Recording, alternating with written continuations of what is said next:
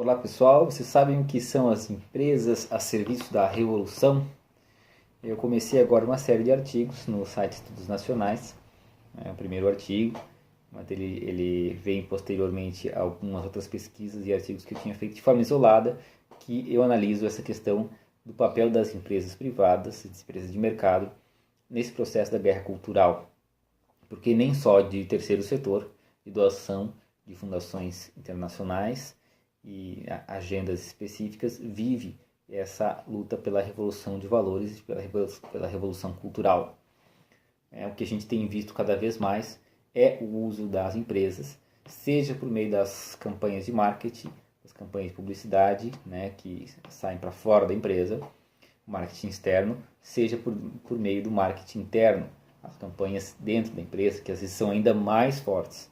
Elas começam ali e depois, com o tempo, vão repercutindo e saindo na mídia. A gente viu há um tempo atrás aí as campanhas da ONU, começaram inclusive a sofrer boicote das pessoas que discordam da ideologia de gênero, porque eles fizeram uma campanha contra, ou combatendo a questão aí dos chamados estereótipos de gênero, e outras empresas também têm se engajado. A Skol, por exemplo, foi uma pesquisa que eu fiz ano passado, um artigo só demonstrando como é que eles fizeram, os detalhes sobre a campanha.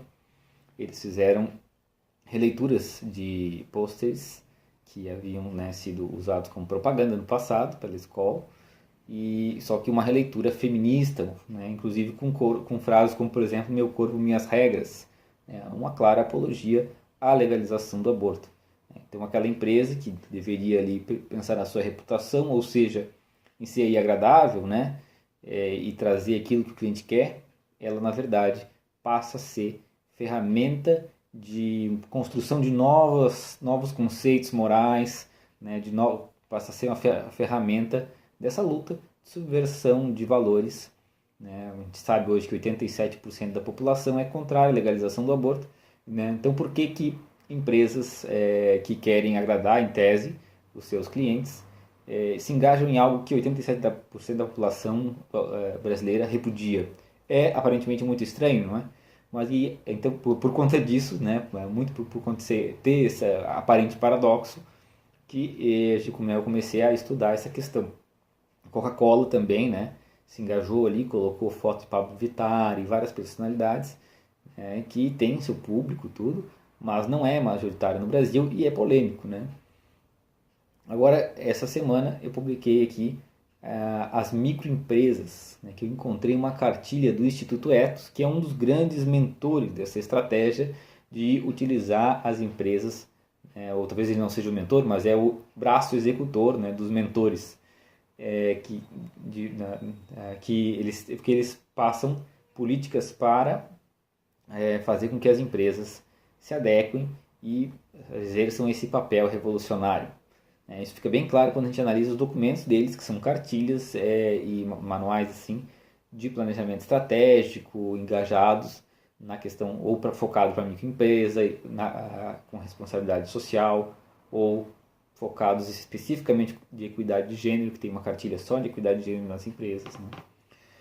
Então a gente vê aqui, por exemplo, no caso da microempresa, eles propõem na cartilha uma série de indicadores. Indicadores, para quem não é da área da administração, talvez não conheça, assim, não esteja habituado, mas é bem simples. O indicador basicamente mede se a empresa está se acompanhando, evoluindo em seus objetivos.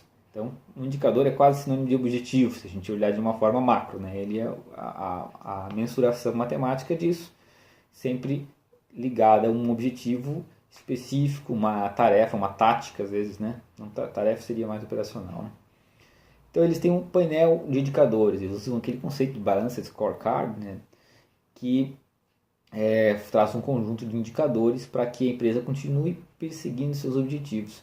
Eles propõem para microempresas, micro e pequenas empresas, nessa cartilha chamada Indicadores Ethos/Sebrae, diagnóstico de sustentabilidade para pequenos negócios. Eles trazem uma série de indicadores que a gente vê que não é nada adequado para uma microempresa. O que é uma microempresa? A de pequeno porte ainda é um conceito um pouquinho alargado, mas a microempresa, que em termos de quantidade de empresas é muito significativo, né? O Brasil é composto majoritariamente por microempresas. Uma microempresa, segundo a classificação de faturamento, que é assim, aquela norma, o juridicamente o que ela é uma empresa que fatura até R$360 mil ao ano, ou seja, 30 mil ao mês. A empresa que fatura 30 mil ao mês, por uma lógica muito simples, né? Considerando encargos trabalhistas e os custos de operação, por menores que sejam, a empresa tem 1 a 5 funcionários. Então, esse é o público dessa cartilha, né? Uma parte significativa do público dessa cartilha. E eles propõem coisas como do tipo que a empresa faça uma mensuração de economia de água, né? Todo mês acompanhar lá, registrar numa planilhazinha quanto que gastou de água em metros cúbicos para ir colocando metas de redução de água, quantos quilos de material foram reciclados e diversas ações assim que são voltadas à questão da sustentabilidade, da questão de meio ambiente, que a princípio não tem nada de mal, né? Qual que é o problema disso? Mas isso, o primeiro ponto que é importante destacar é adequado para uma empresa de 1, 2, 3 funcionários, você, né, com tantas prioridades, tantos entraves burocráticos, tantos impostos a pagar, você exigir isso, ou sugerir isso, né? Exigir porque ele não exige, mas sugerir isso, é uma sugestão válida? Até que ponto é válida? A gente vê que é muito fora da realidade. Alguém que chega para um microempreendedor de 1, 2 funcionários e diz, olha, para que você tenha sustentabilidade na sua microempresa, você tem que controlar quantos metros cúbicos de água você gasta hoje para você diminuir e fazer metas de redução de... Isso é uma pessoa, somente alguém que nunca trabalhou, que está só dentro de olhando para os livros, talvez possa, por ingenuidade, pensar que isso é coerente, mas não é coerente. Mas o que isso significa? Isso é uma forma, isso já há muitos anos, né? A questão da responsabilidade social, uma parte da minha análise eu dedico a isso. Faz parte de um mecanismo de engajamento, né? Porque qual que é a ideia? Com a responsabilidade social, ambiental, isso é muito usado como marketing, mas passa a fazer parte do DNA da empresa, do dia a dia, modifica o vocabulário, modifica um pouco as preocupações da pessoa, e eu já vi, infelizmente, pessoas assim de microempresas ou pessoas que estão procurando emprego, às vezes não é o dono da empresa, e muito preocupado com isso, se especializando nisso, como se os empregadores dele um dia fossem se preocupar. E aí eles chegam nas empresas e começam, claro, a defender isso, né? Dizer, vamos fazer isso, e muitas vezes vai passando, né? Ou seja, é uma perda de energia. A princípio já tem essa objeção, mas tem essa objeção. É uma perda de energia para um negócio de 2 funcionários, 3 funcionários, né? A taxa de mortalidade das nossas empresas no Brasil, microempresas, é altíssima. A pessoa fica se preocupando se ela vai reduzir a água, né? Meio metro cúbico de água ali que ela vai economizar em 6 meses, etc. Ela vai fazer muito mais bem, né, para o bem comum se ela não quebrar, né? Porque aí ela não vai desempregar os poucos funcionários que tem, as empresas contratadas que eventualmente ali se servem dela, geram empregos, né, ajuda a gerar emprego direto, etc. Mas qual que é a lógica disso? É fazer as pessoas se tornarem engajadas na causa. Quando elas se tornam engajadas na causa, é uma causa boa, né? Não tem nada de mal, não tem nada contra. Vou tentar ter eficiência energética, gastar menos luz, menos água, gerar menos lixo. A princípio não tem nada de errado. Mas ela se torna um agente de transformação. E aí fica bem claro, a cartilha ainda coloca que o objetivo é esse, né? O objetivo é tornar todos os empresários, as pessoas, agentes de transformação. Quando tu acostuma as pessoas a pensarem como agente de transformação, aí tu pode inserir outras pautas, né? Como a questão, por exemplo, da equidade de gênero, que não tem nada de errado, né? Vamos pagar de forma igual homem e mulher. Tem muitos esses estudos que são bastante questionáveis, né?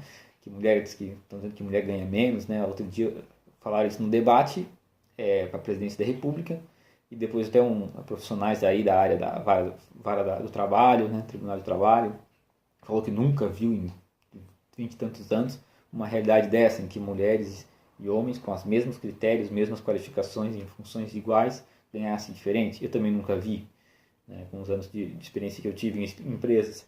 É bem questionável esses estudos, a gente sabe que existe uma monetização nisso, mas eu nunca peguei esses estudos, nunca, inclusive é difícil encontrar, os sites não põem o link, né?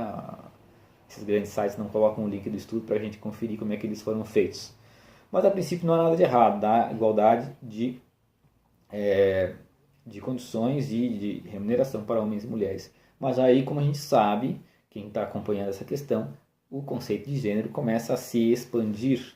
E aí o gênero, que antes era para definir sexo masculino e feminino, passa a ser também para definir a identidade de gênero. E aí que a coisa começa a ganhar uma proporção maior. A gente vê, por exemplo, aqui um trecho da cartilha que fala da importância, né, da valorização da diversidade nas empresas. E destaca as palavras da cartilha do Instituto Ethos. As empresas vêm ampliando sua definição de diversidade, passando a considerar questões como condição socioeconômica dos empregados, estilo de vida, opinião, idade, nacionalidade, estado civil, orientação sexual, identidade de gênero, deficiência física e mental, condição de saúde, entre outras. Então está ali a identidade de gênero. Isso, identidade de gênero não é outra coisa senão aquele conceito, né, de que o gênero é uma construção completa, que né, completamente baseada naquilo que a sociedade determina, né, que é algo completamente polêmico e é o embasamento da ideologia de gênero, né, que chama. Então, qual que é o grande trunfo? Nós vemos que aquele pai, aquela mãe, que em 2013, 2014 se manifestou contra a ideologia de gênero, né, para que não fosse inserida a ideologia de gênero nas bases municipais, no Plano Municipal e Estadual de Educação, né, ele foi lá, disse que era contra, achava que não era necessário, que era errado. Ele, né, agiu como cidadão, sem problemas, enfrentou um embate, inclusive às vezes um pouco difícil. 99% quase dos municípios barraram isso no Brasil. Mas agora ele faz parte de uma empresa, né? Ele trabalha no dia a dia dele e isso está sendo inserido como política de gestão. Então, uma pessoa que conseguiu se opor lá no debate político, foi na Câmara dos Vereadores, foi brigar, agora tem o seu chefe colocando isso. E isso muda tudo, porque ele não vai, né? A capacidade de dizer não, de dizer, eu sou contra, eu não aprovo isso, é completamente diferente, porque você está ali, né, subordinado a ele, a relação, essa equação, faça o que eu mando ou você se demite, é uma relação que pode não estar explícita na empresa, mas ela é sempre existente, faz parte da natureza do contrato e da relação entre aquelas pessoas. Então, essa é a questão principal que tem feito as empresas serem instrumentos muito eficientes para transformar, né, ou para contribuir nessa transformação social. Né? Eles primeiro fizeram uma retórica de transformar todo mundo em agente de transformação, com causas sempre, né, inofensivas, que não tem por que você discordar, porque tem as mudanças climáticas, as pessoas, né, entendem, não, concordo, ou não vejo objeções. Na maioria das vezes a pessoa até não se engaja, eu acredito, pela minha experiência. Mas as pessoas não veem objeções. E, tudo bem, eu lembro da empresa que eu trabalhei, não vamos usar copo descartável porque já era muito lixo. Depois mudaram, né, porque fizeram novos cálculos, viram, não vamos usar canecas porque gasta água para lavar também. Já me fica com essas esquizofrenias clássicas, mas são pequenas ondas e modas e vocabulários que vão seguindo aos 3 R's, reduzir, reutilizar e reciclar, vamos reduzir o gasto de papel, vamos deixar uma caixinha com papel de rascunho. Quem que vai discordar disso? E aí você vai aumentando, a empresa vai agora adotar um riachinho, vai adotar uma praça, e você começa a se sentir parte disso. Quanto mais isso cresce, mais agente de transformação se tornam os funcionários. Até o momento que outras pautas vão sendo inseridas, como a gente vê ali, a Skol, né, fazendo a releitura de cartazes, com a frase meu corpo, minhas regras. Poxa, mas 87% do brasileiro é contra a legalização do aborto. Então, imagine a situação, você está ali na sua empresa, o que você vai fazer diante disso? Você é contra a legalização do aborto, mas você já é um agente de transformação.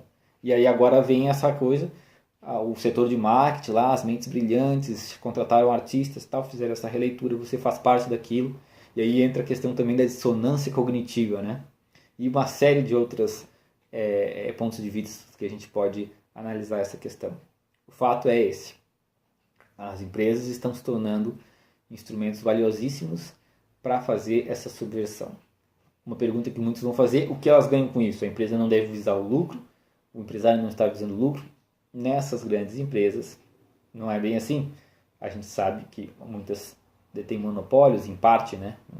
Não caracteriza monopólio, senão elas teriam problemas, mas elas detêm uma parcela significativa. Existe o investimento, mercado de capitais. Quem que investe? Quem são os investidores? Seriam as mesmas fundações? Tem relação com elas? As fundações que investem nessas pautas? Precisamos investigar isso também. Então, esse é o quadro geral que eu queria traçar nesse primeiro vídeo, né? E convidar todos a ler esse primeiro artigo que eu publiquei essa semana. O artigo chama-se Empresas a Serviço da Guerra Cultural, até a microempresa deve se engajar.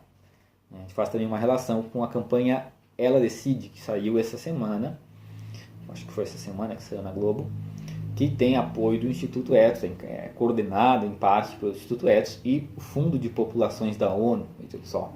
E é aquele Fundo de Populações, né, que está diretamente ligado com a pauta da expansão e legalização do aborto em todo o mundo, né, em todos os países que não estão legalizados, como o Brasil. Também está ligado à pauta de gênero e uma série de outras pautas que a gente vê claramente que tem um viés aí, o viés progressista e o viés controlista, até podemos dizer. Tá ok? Um grande abraço e até a próxima.